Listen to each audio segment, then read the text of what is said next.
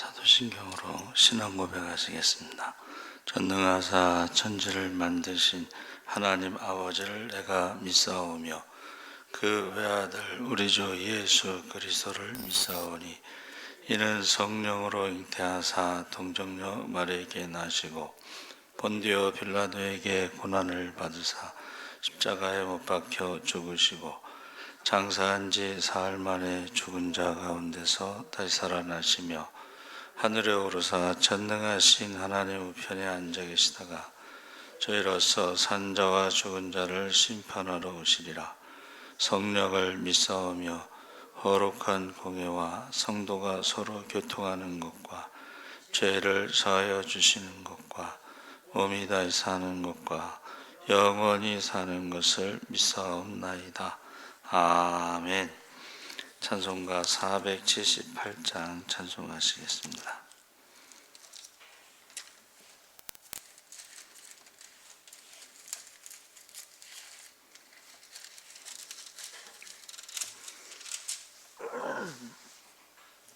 찬송가 478장 찬송하시겠습니다. 참 아름다워라 주님의 세계는 저 솔로몬의 옷보다 더 고운 백합화 주 찬송하는 듯 저 맑은 새소리 내 아버지의 지으신 그 솜씨 깊도다. 참 아름다워라 주님의 세계는 저 아침 해와 저녁 놀 밤하늘 빛난 별 망망한 바다와 늘 푸른 봉우리 다 주 하나님 영광을 잘 드러내도다. 참 아름다워라 주님의 세계는 저 산에 부는 바람과 잔잔한 샘물 그 소리 가운데 주 음성 들리니 주 하나님의 큰 뜻을 나 알듯 하도다. 아멘. 하나님의 말씀은 시편 111편 1절에서 10절 말씀을 보겠습니다. 구약성경 886쪽에 있습니다.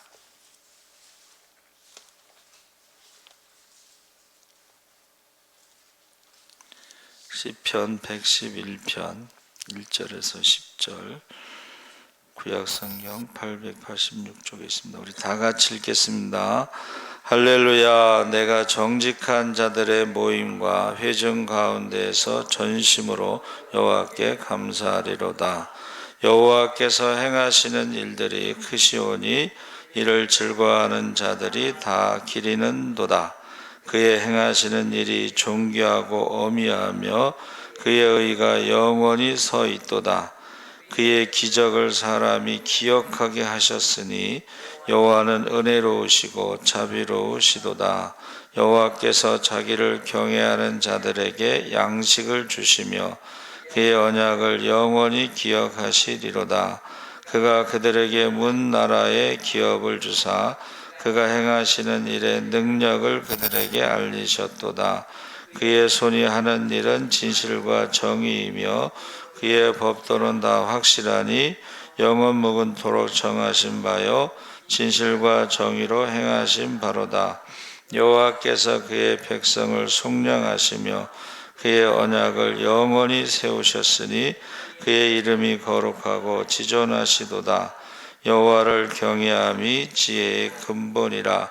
그의 계명을 지키는 자는 다 훌륭한 지각을 가진 자이니 여호와를 찬양함이 영원히 계속되리로다. 아멘. 할렐루야. 예, 잘 오셨습니다. 감사합니다. 오늘 부활 후 감사라는 제목으로 말씀을 나누려고 합니다. 시편 111편은 히브리 알파벳 시편으로 되어 있는데 이것을 담관체 시편이라고 부릅니다. 그래서 히브리 알파벳이 22자인데 이 10절에 모두 담겨 있습니다. 그래서 1절에서 8절까지는 알파벳이 둘씩 순서대로 들어가 있고 9절에서 10절에서는 알파벳이 셋씩 순서대로 되어 있어서 히브리 알파벳 알렙으로 시작하여 오메가로 끝나게 되어 있습니다. 시편 전체를 놓고 볼 때는 시편 111편부터 150편에 이르기까지 40편의 할렐루야 시편에 시작이 됩니다. 할렐루야 시편의 특징은 시작이 할렐루야로 되어 있는 것으로 우리들에게 기쁨으로 하나님 찬양해야 함을 가르쳐주고 있습니다. 그래서 에베소서 1장 3절에도 찬송하리로다. 그러니까 찬송해야 할 이유를 하나님께서 우리에게 모든 신령한 복을 주시기 때문이다. 우리가 보통은 이제 물질적 복을 감사하지만 그 물질적 복은 영원한 것이 아니죠. 그래서 우리는 물질적보다도 영적인 복을 누리는 것을 감사해야 된다. 6절에 거저 주시는 바 은혜의 영광을 찬송하게 하려 한다. 14절에 우리에게 하늘의 기업을 주시려고 그리스도의 피로 속량하신 그의 영광을 찬송하게 하려 한다. 그래서 찬송은 하나님이 창조하신 것 그리고 구원하신 것 그것을 노래하는 것을 찬송이라고 그러죠. 그래서 골로새서에 감사하는 마음을 하나님을 찬양하라. 그래서 우리가 어버이 주일 감사 예배 초대장을 제가 보냈는데 이 부모님의 은혜 또 하나님의 은혜 그것을 우리가 감사하는 것이 이제 찬양이 되겠습니다. 시편 111편에 정직한 자의 모임 회중들 가운데 온 마음을 다해 여호와께 감사하리로다. 그래서 1절에서 할렐루야 내가 정직한 자의 회와 공회 중에서 전심으로 여호와께 감사한다는 것은 정직한 자들이 모인 곳 그것이 예배 공동체라는 의미입니다. 그래서 정직은 하나님을 예배하는 자들의 자격. 그러니까 새 노래라는 것은 구원받은 것을 경험한 사람, 구원을 체험한 사람들의 부르는 노래죠. 그런데 정직한 자들이 드리는 것이 하나님이 받으시는 예배. 그러니까 아벨이 믿음으로 드렸다는 것이 그게 하나님 앞에 정직하게 드린 제사가 되는 거죠.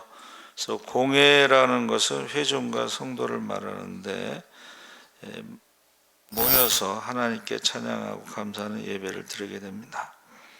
그래서 우리가 예배를 드리면서 만민의 기도하는 집이라고 했을 때에 먼저 첫째는 하나님께 찬양하고 두 번째는 기도를 하죠.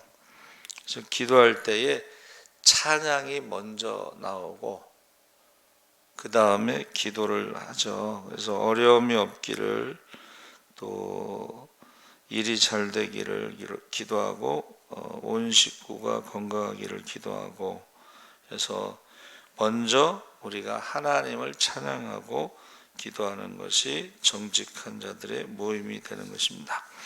전심으로 여호와께 감사하리로다 해서, 전심은 이제 온 마음을 다 바쳐 고마워하며 여호와께 감사드리는 것을 말합니다. 간절한 마음으로 하나님께 참여하고 영광을 돌리는 것은 하나님께 감사하는 믿음의 자세를 말하는 거예요.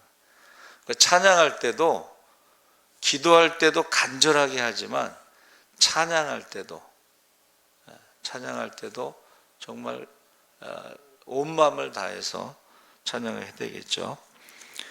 그래서 시편 111편에 여호와의 행사, 구원의 크신 일을 행하심에 감사하는데, 2절에 여호와의 행사, 3절 6절에 그 행사, 7절에 그 손의 행사, 그 기이한 일, 4절 계속 하나님이 행하신 것에 대해서, 이 행사라는 말이 이제 3번 나와요, 시편에. 그 하나님이 행하신 게 이제 창조와 구원이죠. 창조와 구원. 근데 그것은 큰 일이다, 큰 행사다. 근데 가장 하나님이 행하신 일 중에 가장 큰 행사가 뭐냐? 그 아들을 세상에 보내셔서 죄와 사망의 문제를 해결하신 것입니다. 할렐루야. 네. 가장 큰 것이 뭐냐? 바로 십자가와 부활의 사건이죠.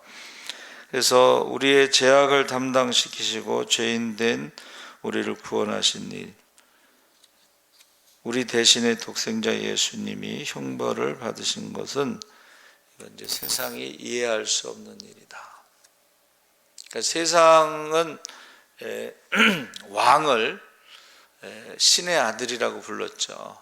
근데 그 신의 아들 왕이 대신 죽지는 않습니다. 그런데 성경에서는 하나님의 아들이 대신 죽습니다.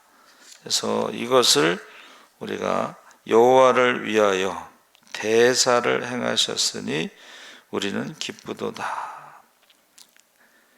그래서 2절에 보니까 시인은 어떤 사람이냐? 하나님이 행하신 일을 연구하는 자다. 그러니까 다윗이 그 양들을 칠 때 이제 밤에는 이제 혼자 이렇게 누워서 잠들기 전에는 별을 보겠죠. 여러분, 그 사막이나 이런 데서 별을 보면 별이 쏟아진다는 표현을 써요. 그러니까 그걸 보면서 하나님이 행하신 일을 묵상하고 연구하고 그것을 찬양한다 하는 것입니다. 그래서 시편 1편에도 여호와의 율법을 즐거워하여 그 율법을 주야로 묵상하는 자로다. 그러니까 하나님이 행하신 놀라운 역사를 즐거워할 뿐 아니라 깊이 연구하고 생각한다는 것입니다. 그래서 우리가요, 하나님이 행하신 일, 창조와 구원에 대해서 묵상하고 그것을 연구하는 것은 우리의 큰 축복이라는 거예요. 제가 이제 그 김창옥 교수의 그 소통 강의를 가끔 들어보면, 이제 거기 방청객 중에 이제 어떤 사람이 이렇게 이야기를 하는 거예요. 회사에서 이제 이렇게 잘렸나 봐요. 그러면서 자기는 쓸모없는 인간, 실패한 인간, 그래서 자살까지 생각했다고 그러더라고요. 그게 뭐냐면 정체성이 없는 거예요. 우리가 하나님의 자녀라고 하는 정체성이 있으면 절대 그런 생각하지 않죠. 찬양하는 사람, 감사하는 사람은 그런 어떤 혼란에 빠지지 않습니다. 그러니까 정체성이란 건 뭐냐면, 내가 누구인가를 알게 되면 무엇을 해야 되는지도 아는데, 바로 하나님의 자녀가 해야 될 첫 번째가 찬양, 감사, 기도라는 것입니다. 할렐루야. 네, 그러니까 김창옥 교수가 이제 상담해 주기를, 그래도 자살하지 않고 그 교수의 어쩌다 소통이라는 거기에 신청서를 써가지고 왔다는 것은 아직은 희망이 있다는 것입니다. 그래서 저 여러분이 이 하나님의 창조와 구원에 대해서 묵상하고 연구하는 것이 큰 축복이다.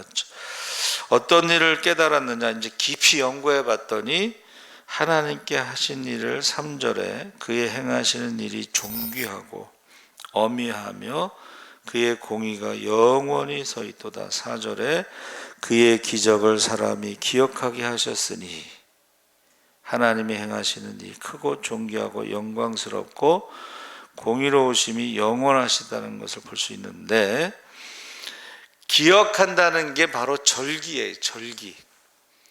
절기가 이제 우리가 뭐 유월절, 뭐 초막절, 뭐 장막절, 뭐 이렇게 3대 절기라고 하지만 사실은 상번제, 오늘 하루를 주신 것에 대해서 아침에 감사하고 저녁에 감사하는 상번제가 있어요. 매일 그게 절기입니다.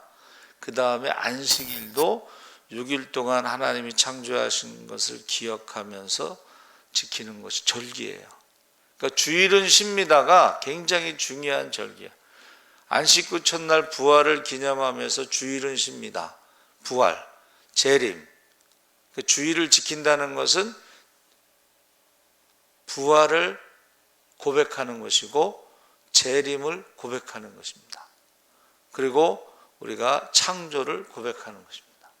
우리가 구원받은 것을 고백하는 것입니다. 그러니까 주일 예배를 드린다는 것이 단순히 예배가 아니라 그 절기 중에 창조와 구원과 부활과 재림을 고백하는 신앙이라는 것입니다. 그래서 한동대 총장 김영길 박사가 하나님에 대한 확신을 얻게 되었던 성경이 창세기 1장 1절 태초에 하나님이 천지를 창조하시니라. 그러니까 나사에 가서 공부하는 일하는데 최첨단 과학을 하는 사람들이 하나님을 믿고 성경 공부를 하면서 김영길 총장, 김영길 박사가 예수 믿기를 중보기도 하더라는 거예요. 거기서 이제 충격을 받은 거예요. 그래서 그가 하나님의 대학 한동대를 세계적인 하나님의 대학으로 만들려고 기도하고 성경 공부하는데 어떻게 믿었냐면 과학적으로 식물의 세계, 동물의 세계, 사람의 세계. 식물들이 볼 때는 동물들이 뛰어다니는 걸 이해 못한다는 거예요. 식물은 뿌리를 내려야지 사니까. 그러니까 동물들이 볼 때는 사람들을 이해 못해요. 동물들은 해가 뜨면 움직이고 해가 지면 자고 뭐 이렇게 배부르면 욕심 부리지 않고, 근데 사람들은 그게 아니잖아요. 그러니까는 이 식물계, 동물계, 사람, 그 다음에 영적인 세계에 대해서 인정을 하게 된 거예요. 연세대학의 생명공학에 재직하는 어느 교수님이 창세기 2장 7절 하나님이 흙으로 사람을 지으시고 그 코에 생기를 불어넣으시니 사람이 생명이 되니라. 이것을 가지고 예수를 믿게 되면서, 여러분, 한 생명이 땅에 태어난다는 것은 굉장히 크고 놀라운 하나님이 행하시는 큰 일이다. 근데 보통 우리는 그렇게 생각을 많이 안 하지만 수십억 인구, 지금 78억의 인구가 사는데 똑같은 사람은 한 명도 없다는 거예요. 그 유전, 부모로부터 유전을 물려받지만 형제도 다 다르죠. 쌍둥이도 지문이 다르죠. 여러분, 얼핏 보면 이제 구분이 안 돼요. 근데 자세히 보면 달라요. 그래서 이사야 44장 2절에 너를 만들고 너를 모태에서부터 지어낸 너를 도와줄 여호와가 이같이 말하노라. 나의 종 야곱아 내가 택한 여수로나 두려워하지 말라. 그러니까 이스라엘의 역사 가운데 이 출애굽 사건은 크고 놀라운 기적의 연속이죠. 아니, 아브라함에게 약속하신 것을 하나님이 그 약속을 지키시는 거 아니에요? 4대 만에 400년 후에 내 후손들이 여기 가나안 땅에 올 것이다. 너 동서남북을 봐라. 이 땅을 줄 것이다. 그런데 아브라함이 그것을 믿고 기도했다는 거예요. 할렐루야. 그러니까 성경의 가장 큰 특징이 뭐냐면 예언이 성취되는데, 모세가 기록한 창세기 3장 15절에 여자의 후손 성령으로 잉태되고 메시아가 오는 것에 대해서 1400년 전에 예언한 거죠. 물론 이제 하나님 주신 말씀을 받아 적은 거라고 우리가 말하고 있는데, 이거는, 그리고 메시아에 대한 예언이 이사야서와 이제 시편에 가장 많이 나오는데, 그래도 700년 전에 예언된 말씀들이에요. 정확하게. 그래서 구원의 큰 사건을 우리는 본질상 하나님의 진노를 받을 수밖에 없는 죄의 종노릇하며 사탄의 결박에서 헤어나지 못하는 불쌍한 존재였는데, 그 죄와 저주에서 우리를 구원하신 사건은 큰 구원이다. 그러니까 그것을 너희가 그 복음을 전하라는 것이죠. 그래서 우리에게 자유를 주셨다는 것은 4절에 하나님께서 우리를 구원하시기 위해 베푼 기적을 사람으로 기억해 하셨으니, 그러니까 이스라엘 백성들은 출애굽을 기억하지만 우리는 십자가 사건을 기억하면서 나를 위해서 오시고, 나를 위해서 죽으시고, 나를 위해서 부활하시고, 나를 위해서 승천하시면서 성령을 보내시고, 나를 위해서 다시 오실 줄 믿습니다. 그래서 구원에 대해서, 두 번째는 은혜와 자비 주심의 감사에 대해서 말하고 있습니다. 그래서 하나님의 은혜, 십자가 사건을 믿으면 하나님의 자녀가 되죠. 메시아를 믿으면 자녀가 되죠. 그래서 어떤 여인이요, 이제 인생의 마지막 숨을 쉬면서 눈물을 흘리면서도 입술에서는 미소를 지으며 계속해서 남편에게 고맙다고. 그러니까 3일 동안 의식이 없으면서 남편에게 고맙다고 해서 의사가 물어봤대요.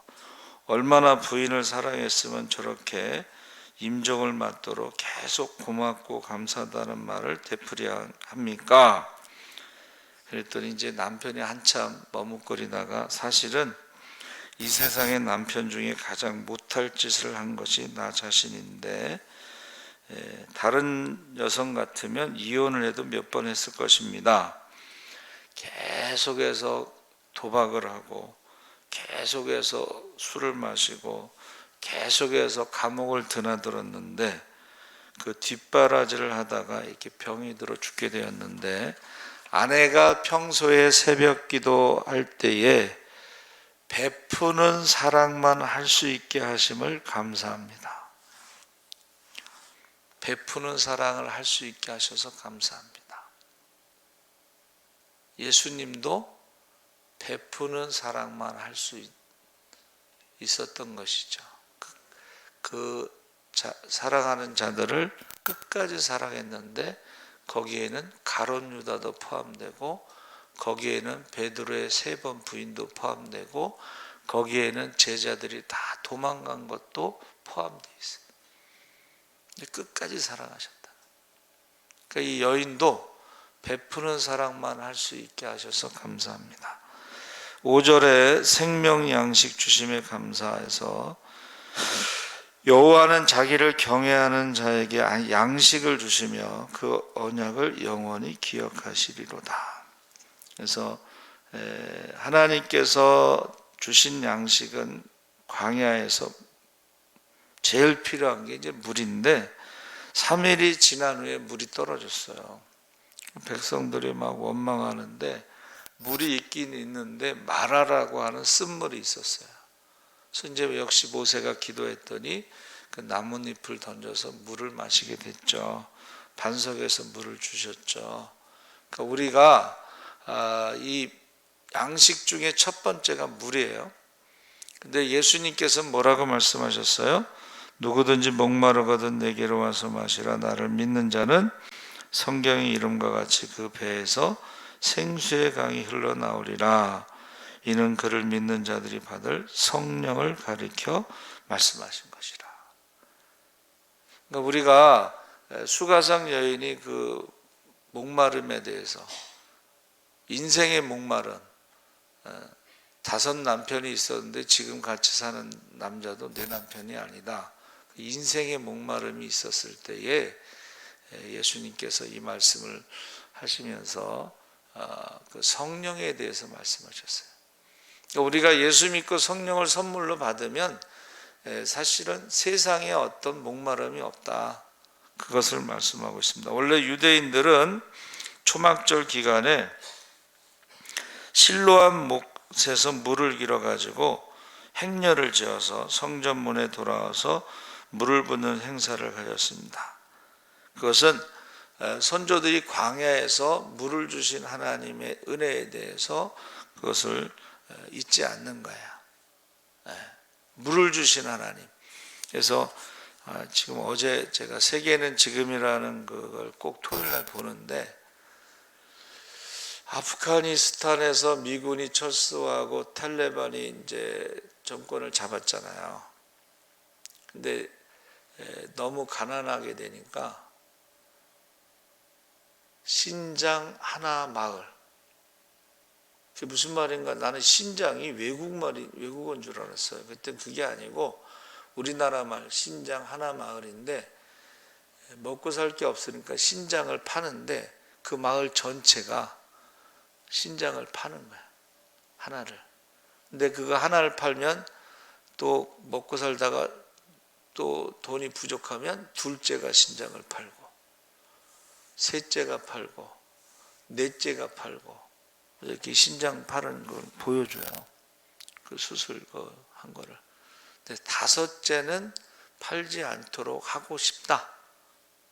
나이가 어리고 그래도 형제 중에 하나는 건강하게 살았으면 좋겠다 하지만 역시 팔아야 되는 상황인데, 그나마 그것을 팔 수 없을 때는 자식을 팔아야 된다는 거예요. 자식을. 미군이 철수한 다음에, 지금 우리나라도 막 미군 철수를 외치는 사람들이 있는데 너무 무책임한 말이에요. 너무 무책임한. 두 번째 광야에서 주신 것이 만나인데 아침 이슬같이 내리는 것입니다. 그래서 너희 조상들은 광야에서 만나를 먹었어도 죽었거니와 이는 하늘에서 내려오는 떡이니 사람으로 하여금 먹고 죽지 아니하게 하는 것이니라. 나는 하늘에서 내려온 살아있는 떡이니 사람이 이 떡을 먹으면 영생하리라. 그래서 주님의 살, 십자가에서 그 몸을 찢는 것을 말하는 거예요.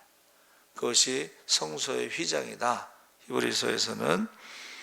그래서 우리가 믿는다는 것은 성찬식을 통해서 우리가 십자가 사건을 기념하는데, 그것이 주님의 살을 받아 먹으라, 이것은 내 몸이다. 받아 마시라, 이것은 내 피다. 성찬식을 통해서 십자가를 고백하는 거죠. 세 번째 양식은 고기를 주셨는데 메추라기를 주셨죠. 그런데 그 메추라기를 원망하면서 구한 거예요. 원망하면서. 그래서 원망하면서 메추라기를 구했기 때문에, 고기를 구했기 때문에 결국은 그것을 먹을 때에 입에 고기가 있을 때 죽죠. 그래서 그것을 탐욕의 무덤이라고 부릅니다. 그 다음에 죄를 속량하신 은혜의 감사 9절에 여호와께서 그의 백성을 속량, 이 속량은 몸값을 지불한 것입니다. 그래서 우리가 하나님이 가장 가까운 친척 고엘이라고 했을 때는 몸값, 죄값, 그 다음에 땅값, 그 다음에 원수를 갚아주는 거와 대를 이어주는 이 5가지 은혜를 경험하게 되죠. 그 중에 하나가 속량, 몸값을 지불하게 되는 것입니다. 10절에 여호와를 경외함이 지혜와 근본이라 그의 계명을 지키는 자는 다 훌륭한 지각을 가진 자이니 여호와를 찬양함이 영원히 계속되리로다. 여기서 지혜의 근본, 지각, 이것은 분별력을 말하는 것입니다. 그러니까 성도들은 마지막 때에 특히 영을 다 믿지 말고 그 영이 하나님에게서 나온 것인지 속한 것인지 분별하라. 그 분별하는 것은 말씀을 기준으로 하는 것이고, 하나님도 한 분이시고 중보자 예수님도 한 분이시고 성령도 한 분이시기 때문에 다른 사람들이 다 이상하다고 생각하면 그건 이상한 거예요. 그래서 다른 예수, 다른 복음, 다른 성령을 전하는 자들은 하늘에 있는 천사라도 저주를 받을 것이다 그랬습니다. 우리가 마지막 때에 영원히 하나님을 찬양할 내용이 뭐냐면 지혜의 근본이신 훌륭한 지각을 가진 자 하나님을 찬양함이 영원히 계속. 맨 마지막이 이제 분별력이에요.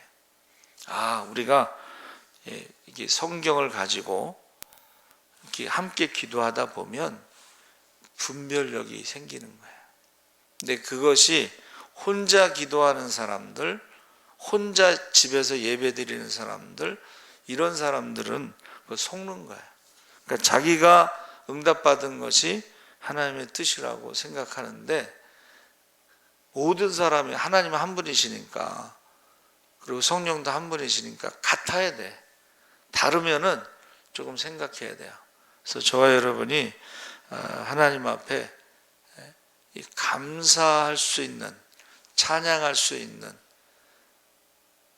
또 기도할 수 있는, 함께 기도할 수 있고 함께 응답받을 수 있는 저와 여러분 되시기 바랍니다. 아멘. 살아계신 하나님 아버지, 이제 우리가 어버이 주일을 맞이하면서 우리가 하나님의 은혜, 부모님의 은혜에 대해서 잘 깨닫게 하시고, 우리가 하나님의 은혜를 갚을 수 있는 가장 좋은 것은 찬양입니다. 감사입니다.